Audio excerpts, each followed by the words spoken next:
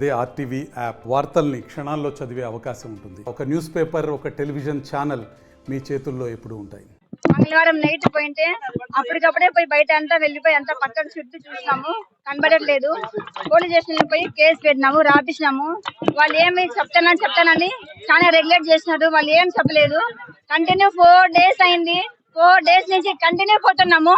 One phone list ఇచ్చినాము, one పేరు చెప్పినాము, వాడే లాస్ట్ లో కాల్ చేసినాడని చెప్పినాము. అయినా వీళ్ళు పట్టించుకోలేకపోయారు. ఈ రోజు నా బిడ్డ వాళ్ళు బుధవారం రోజు పోయింటే నా బిడ్డ బతికేదాన్ని. ఈ రోజు ఇప్పుడు ఏం లేదు, వాడినే చంపల్లా. నా బిడ్డ ఎట్లా చచ్చిపోయిందో అట్లా చచ్చిపోవాలా. వాడు కూడా వాడిని ఉరి శిక్ష పెట్టాలా. వాడైతే బతుకుదొద్దు. న్యాయం చేస్తేనే, లేదంటే నన్నే చంపేస్తే మేము చచ్చిపోతాం అంతే. మా పాప ఉండేది ఒక బిడ్డ. ఆ పాపకి ఇట్లా అన్యాయం జరిగింది. ఇప్పుడు న్యాయం చేస్తే బాగుంటుంది, లేదంటే ఇదే చచ్చిపోతాం. మొన్నటి రోజు మనం చూసుకుంటే వీళ్ళ పేరెంట్స్, ఆ యువతి పేరెంట్స్ కూడా రావడం జరిగింది.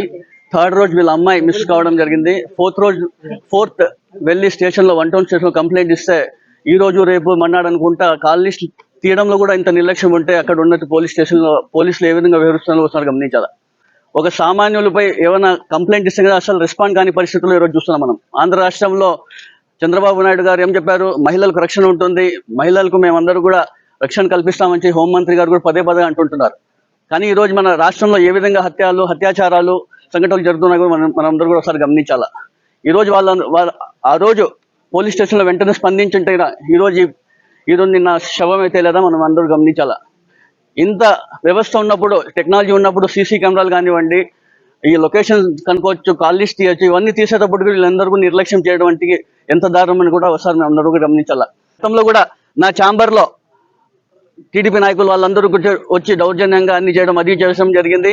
ఫ్లెక్సులు ఉన్నాయని చెప్పేసి అది నేను కంప్లైంట్ ఇస్తే కదా 3-4 కంప్లైంట్లు కూడా ఇప్పుడు వరకు ఎస్పీ గారి దృష్టికి తీసుకెళ్ళినా, డిఎస్పీ గారి దృష్టికి తీసుకెళ్ళినా కూడా ఇప్పుడు పట్టించుకోవడం, ఇవన్నీ కూడా వీళ్ళు చర్యలు తీసుకుంటే ఇవి ముందు జరిగేటివని కూడా మీ అందరూ తెలుస్తున్నాను. అదేవిధంగా గతంలో మనం చూసుకుంటే కన్నా అనంతపురం నగరంలో ప్రశాంతంగా ఉండేది. అనంత వెంకటరామరెడ్డి పాలనలో ఏ విధంగా కొనసాగిందో మనం కూడా ఒకసారి దౌర్జన్యాలు కానివ్వండి, అక్రమాలు కానివ్వండి, అవినీతి ఎక్కడ జరగకోకుండా ప్రశాంతంగా కొనసాగించిన ఈ పాలనలో ఇప్పుడు మనం కూటమి ప్రభుత్వంలో ఏ విధంగా మనం జరుగుతుందో కూడా మనం అందరం గమనించాలా.